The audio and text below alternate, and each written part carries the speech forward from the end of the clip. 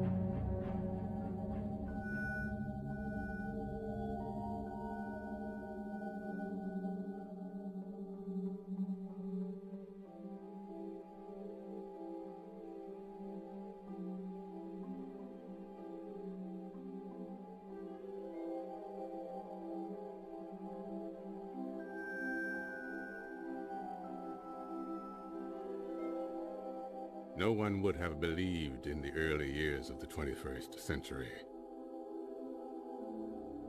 that our world was being watched by intelligences greater than our own. That as men busied themselves about their various concerns, they observed and studied. The way a man with a microscope might scrutinize the creatures that swarm and multiply in a drop of water. With infinite complacency, men went to and fro about the globe, confident of our empire over this world. Yet, across the gulf of space, intellects, vast and cool and unsympathetic, regarded our planet with envious eyes, and slowly and surely drew their plans against us.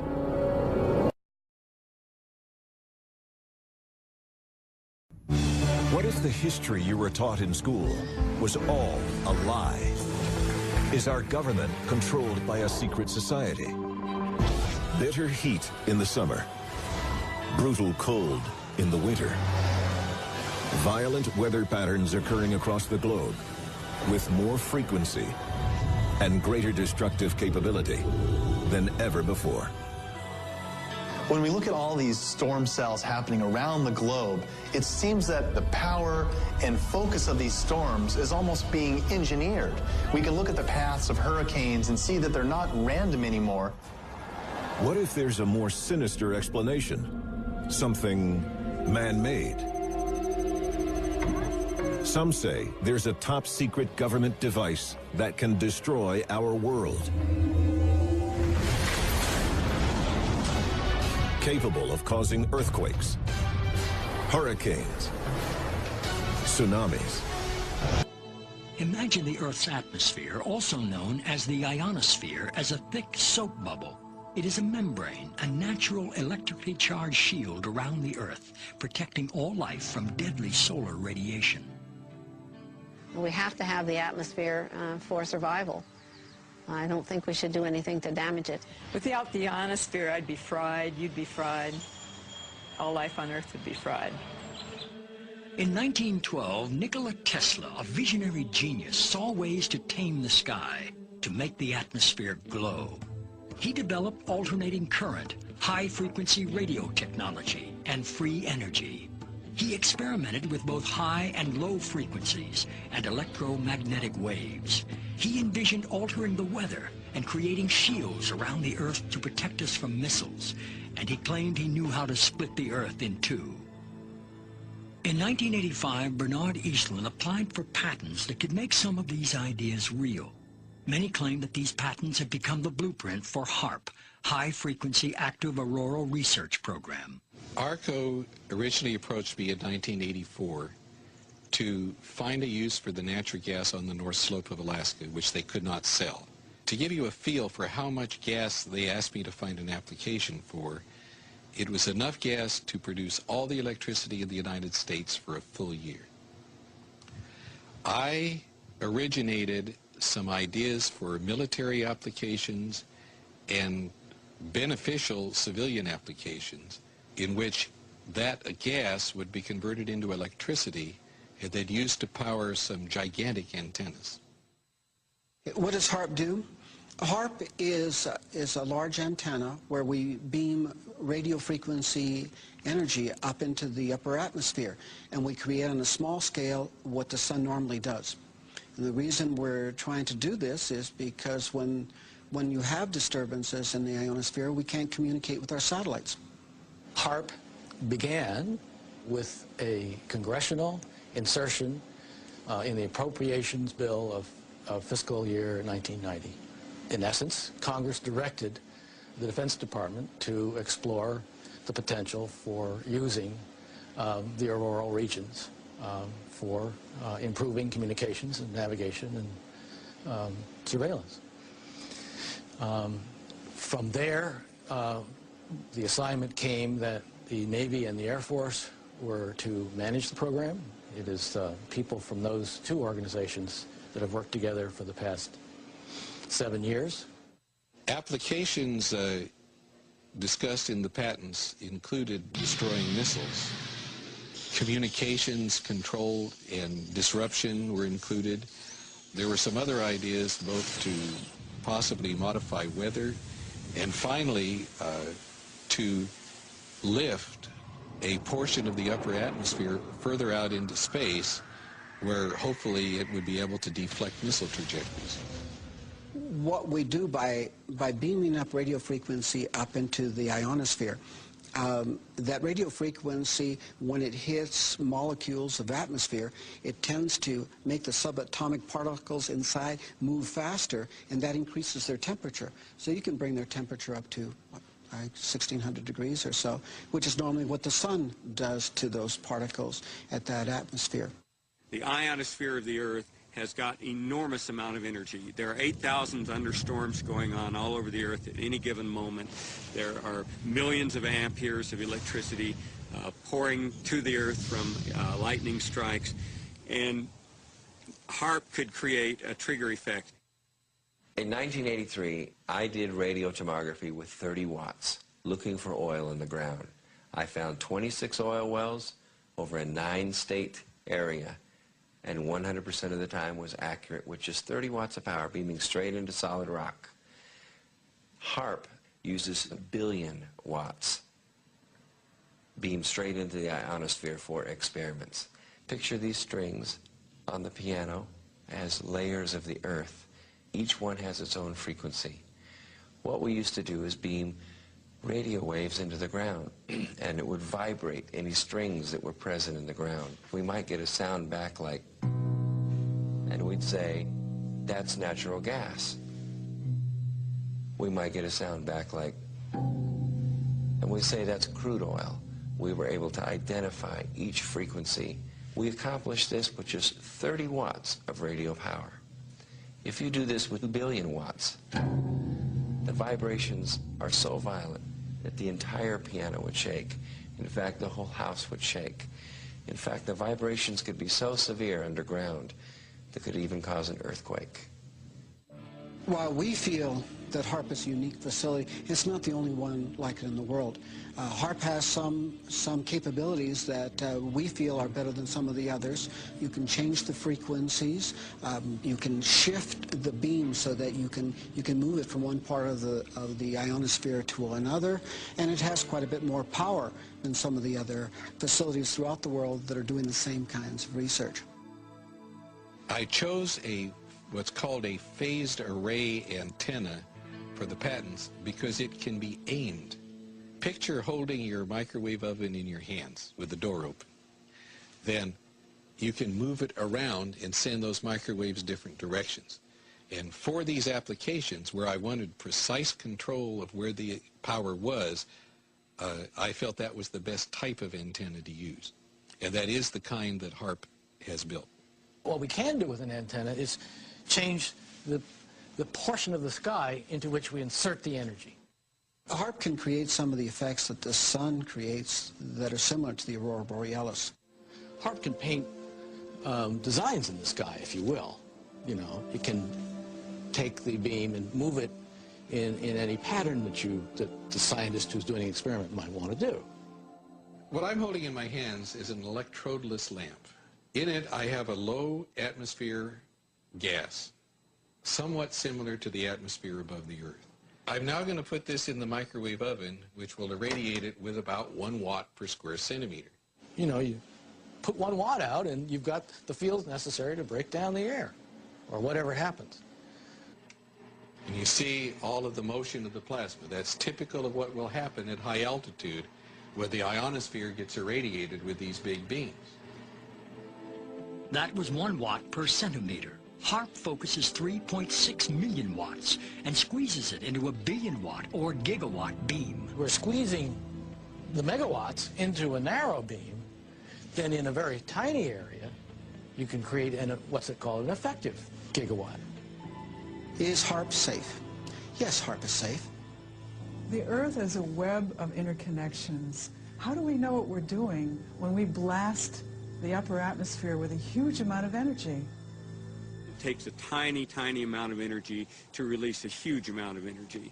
It's the same as a bullet, for example. If you have the primer on the back of a bullet, and that primer releases a tiny amount of energy, but it triggers the larger power in the bullet itself. And HAARP is playing with the energy system of the Earth. In the HAARP program, we have, I believe right now, 18 different colleges and universities that are working the program with us. University scientists are interested because they're studying science, and this is a major effect on the Earth, and so they want to know more about what it is and what it does. HAARP has no effect on the Earth.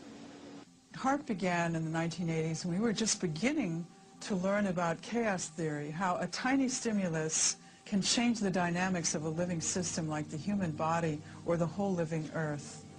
I don't think the people who developed HAARP were even aware of that science or its impact in the life sciences. Today, our knowledge is much bigger about how tiny effects can drastically shift the health or well-being of a living thing. It is possible with a big beam to take a part of that upper atmosphere and push it out for it. What they're not paying any attention to is what's happening to the ionosphere while it's being held 80 miles out into space by this high-energy beam. It's heating up. And all of the molecules in that ionosphere region are absorbing energy out of that radio beam. And if they pick the right frequency to push that plume out into space, that energy may discharge back out of the ionosphere, back down the radio beam, and strike the Earth. And it would be about 100 times the energy released out of a thunderbolt. And that's how much energy would be released. In certain applications, the military acknowledges that it can literally lift the ionosphere. And what they say is, it's not a problem, it's a short period of time, Yet, when you lift the ionosphere up, the lower atmosphere rushes in and fills that void, which changes localized weather patterns. The Los Angeles Times on April 21st, you said that you told the Associated Press that the American government has created weather tampering techniques so that the New World Order will be able to starve millions of Americans and to control the rest. Could you explain what you were trying to say? Well, what I was trying to say is exactly what I said. There is weather control techniques. We have a complete package on that, which I did not bring, but I certainly will see to it that it is brought in for the record. Number one, the entire patents on the equipment.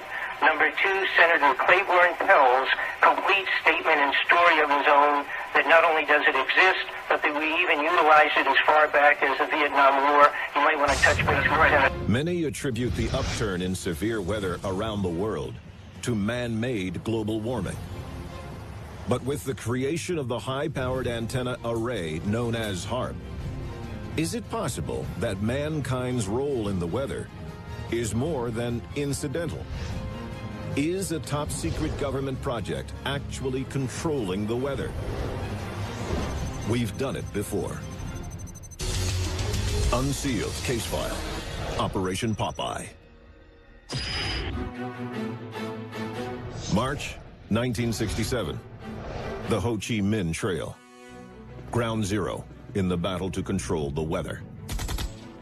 Seeking an edge in the intensifying Vietnam War, the U.S. military launches a bold initiative. Operation Popeye was a weather manipulation program during the Vietnam War. What they wanted to do was seed clouds or create clouds to then cause a torrential downpour on troops on the battlefield. The goal? Increase rainfall and deny the North Vietnamese access to their supply routes. And they did. They extended a monsoon season by 30 days. Officially, the aircraft and their crews were part of normal weather recon operations. But in reality, something far more sinister was going on. I beheld another beast coming up out of the earth, and he had 2 horns like a lamb, and he spake as a dragon. And he exerciseth all the power of the first beast before him, and causeth the earth and them which dwell therein to worship the first beast, whose deadly wound was healed. And he doeth great wonders, so that he maketh fire come down from heaven on the earth in the sight of men, and deceiveth them that dwell on the earth by the means of those miracles which he had power to do in the sight of the beast, saying to them that dwell on the earth that they should make an image to the beast which had the wound by a sword, and did live. And he had power to give life unto the image of the beast, that the image of the beast should both speak and cause that as many as would not worship the image of the beast should be killed. And this second beast of Revelation chapter 13 is none other than the United States of America.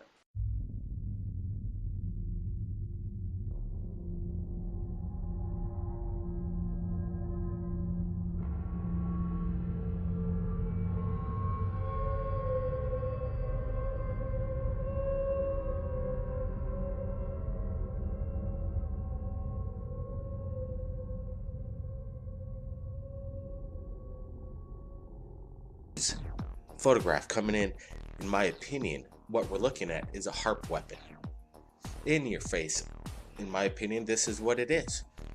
I've been waiting to say that HAARP and the weather can be weaponized, and I think this is a perfect photograph that has been submitted to Third Phase of Moon by Derek Brewery.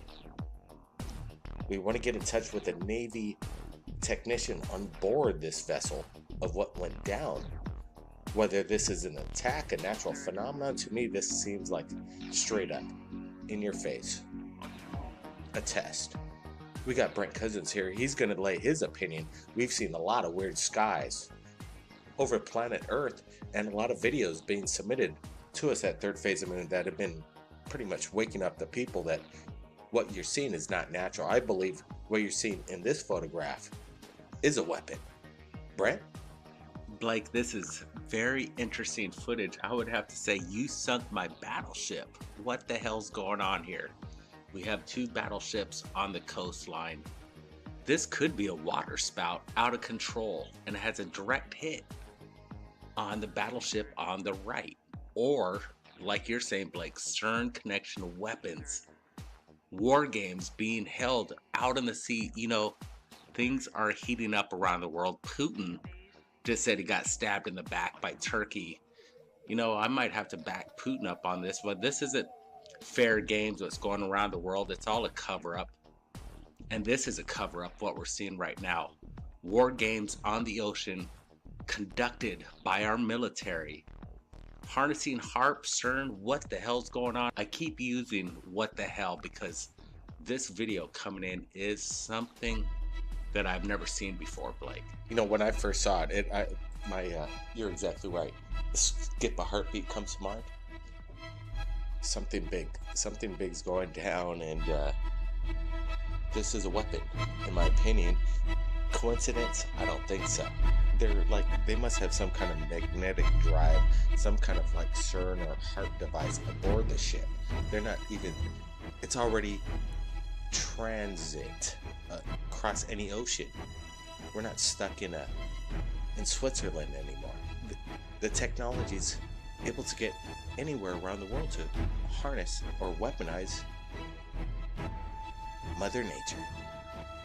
97 due east from Playtown. Oh my God, look at that horizontal vortices on the left side. Horizontal vortices. All right, I know. Watch out. Yeah, Dick, beware, okay? Beware, you're good, beware. It's not moving side to side, which means it's coming right at us right now.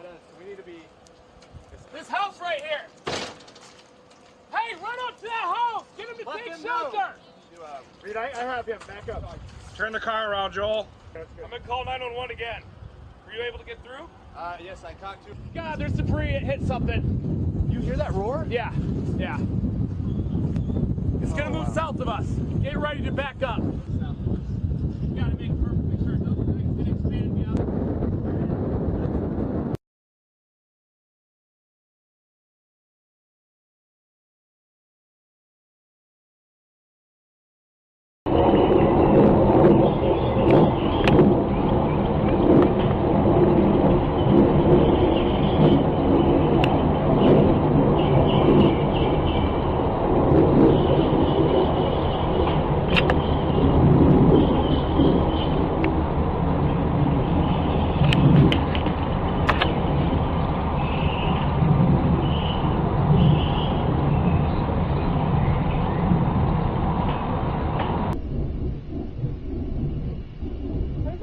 I don't know. Sounds like a giant flame or something.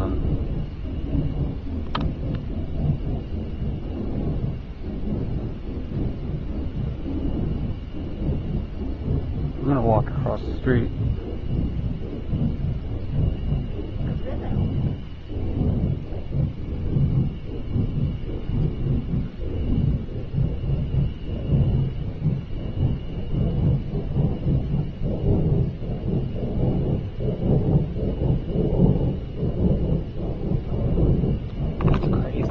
This is not good, y'all.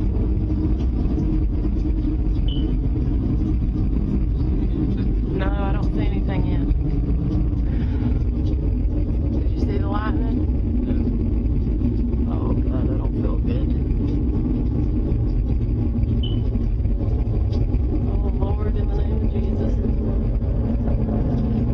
Why is there nothing on TV?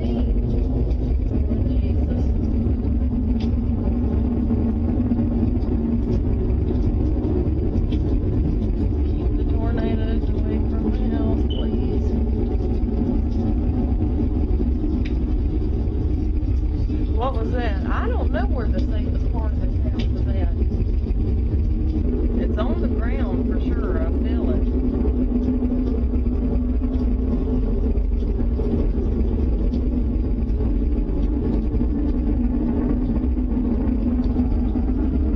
You see anything? Yes, ma'am. Has there been any reports of any tornadoes out toward the airport?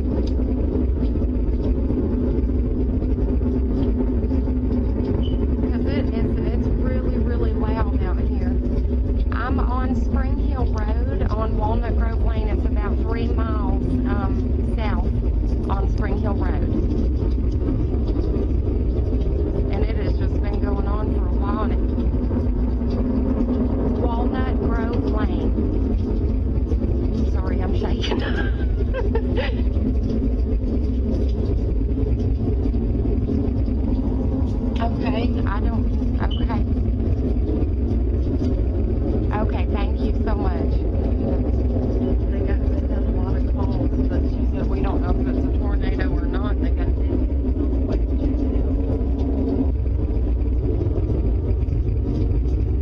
if it is, to get into the same. Uh-oh, what was that? I don't hear it anymore, Tim. Oh, thank you, Jesus. Whew.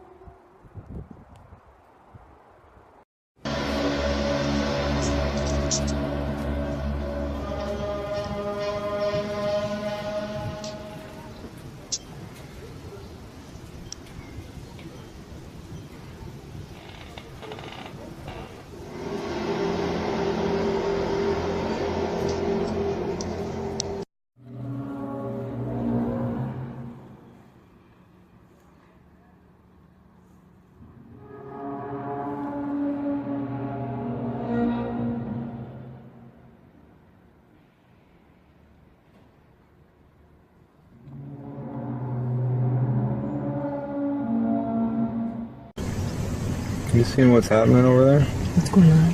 There's one going up and joining it. Yeah? It's going right fucking to it. That line? Yeah, there's one coming up from the bottom. On the left? Oh, the one on the bottom, yeah, it's split. No, it's coming up. There's It's one coming up to it? It's coming up to it. I got it on film right now. So, Listen.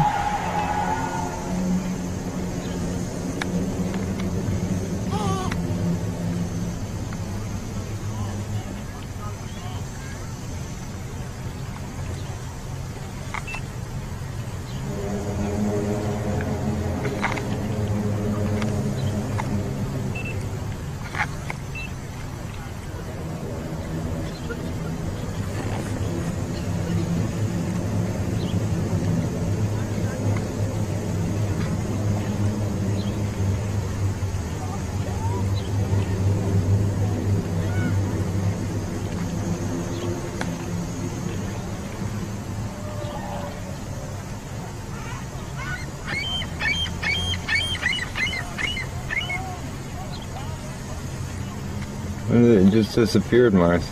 What did? The trail that was making that trail went all the way up to there, and it just disappeared again. Okay, that's what it was on here.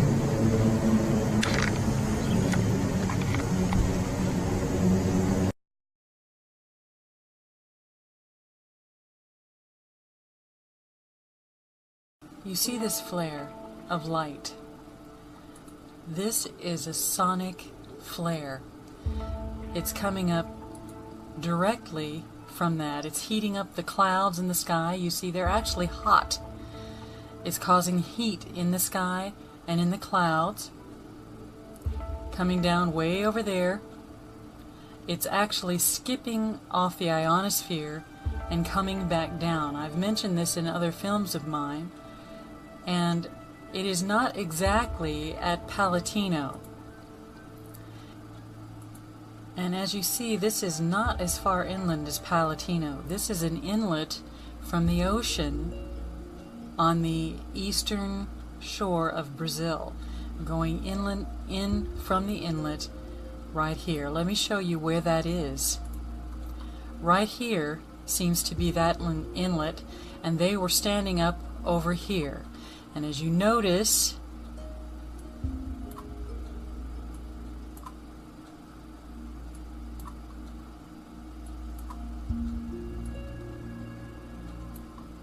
the southern arm of the Ascension Island hydroacoustic system, that diamond is right here. Just east where they said it was.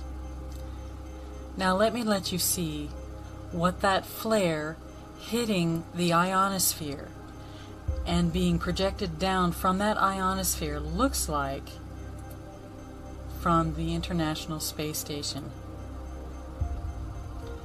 Here is ISS capturing images.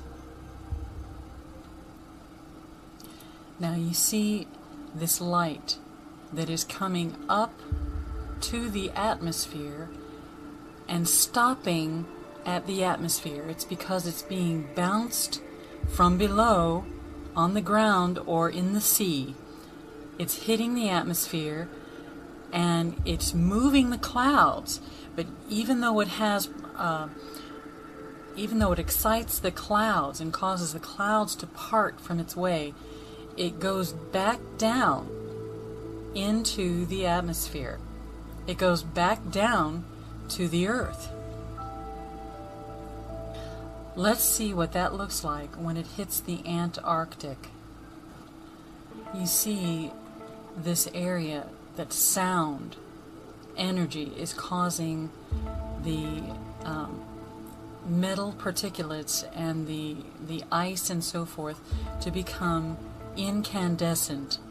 That sound is actually separating those clouds just like it did when it hit the ionosphere. That's what you're seeing, the separation of those clouds. Now, why are they doing that in the Antarctic? For the same reason they're doing it to Greenland and the same reason they're doing it to the Arctic, to melt the ice. It's all, whenever you wonder what in the world the PTB is doing, the powers that be, follow the money. Where is the money? The documentation is the drive to drill for oil in the Arctic, in the Antarctic, and in Greenland. In the process, they're going to do their very level best to tax each and every one of us as much as they possibly can for our green, for how green we live our lives. For every breath we take, we're going to be taxed for that under the guise of global warming, for our carbon footprint. And the whole reason that these Antarctic and Arctic and ice shelves are melting is because their TTAs are heating them. They're superheating them and causing them to melt. In so doing, we're being told that the sea tides are rising. That's to be expected somewhat. I don't think they're going to rise as much as the powers that be believe they're going to rise. But when you have things like tsunami creating machines, who needs higher rising tides? You can just create the rising yourself.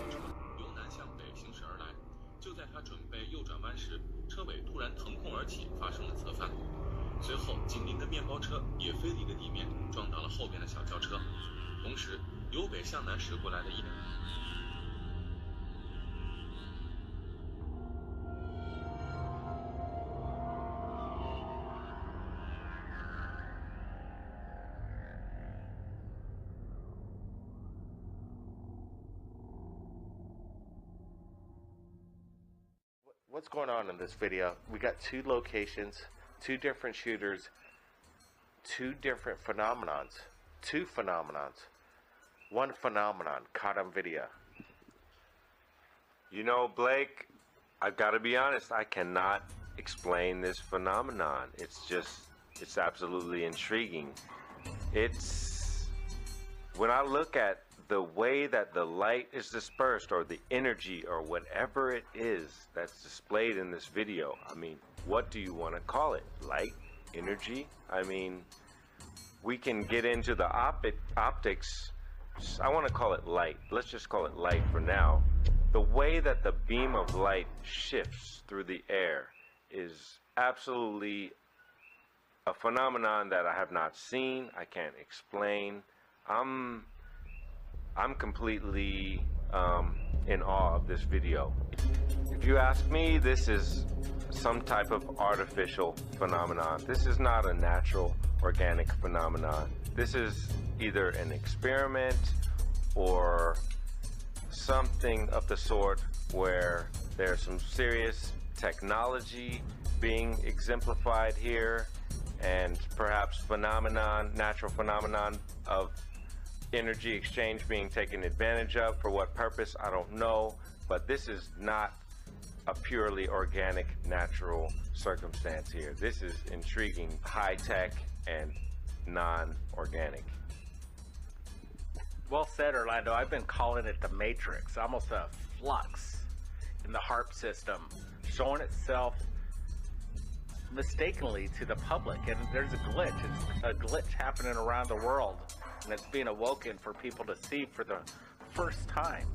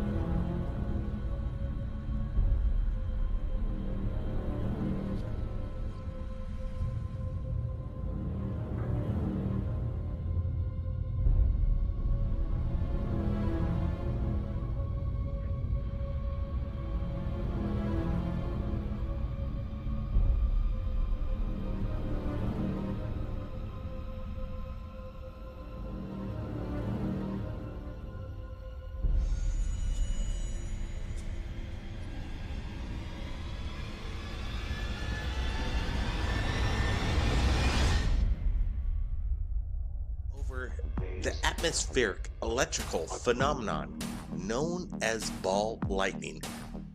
The term refers to reports of luminous spherical objects. Scientists are baffled. Unexplainable phenomenon in the skies. What you're looking at, we're going to get a close look, a real close look. We got Brent Cousins. Tesla. Doesn't Tesla come to mind? Like, that's what I was about to say. This reminds me of Tesla big time. Look at it. It's a Tesla ball.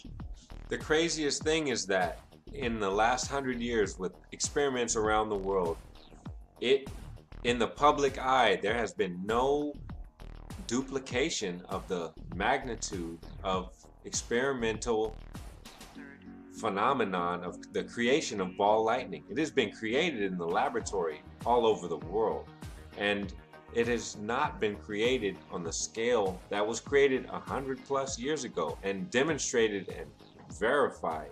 So that is something that is really perplexing. So could this be Tesla's secret experiments that are happening right now, that the major elite that have taken advantage of this information, they've kept it suppressed from the public, and they're harnessing it right now in front of our eyes, as in this video, that Tesla's ideas and technology exist, but they're not sharing it with us? I wouldn't be surprised. There are characteristics of this metallic object that does look like a Tesla ball. It does look like the exact same formation of the attracting electricity from the ionosphere. in this case, lightning bolts. Perhaps the activity was created. We know that HAARP can dramatically change the environmental conditions to create the possibility for such elevated levels of electric activity. And so this is something that looks unnatural to a certain point. And I wonder, is it really top secret technology being displayed for us right now? It very well may be. Blake, I'm looking at Jeffrey's email right now, and he describes he couldn't hear the thunder.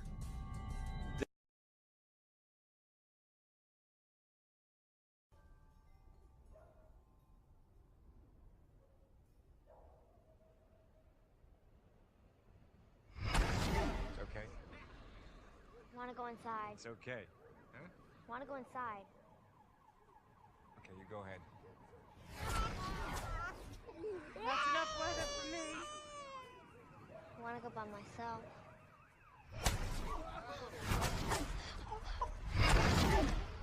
It's kind of fun, isn't it? No. Well, it's the 4th of July. No, it's not. Oh, see.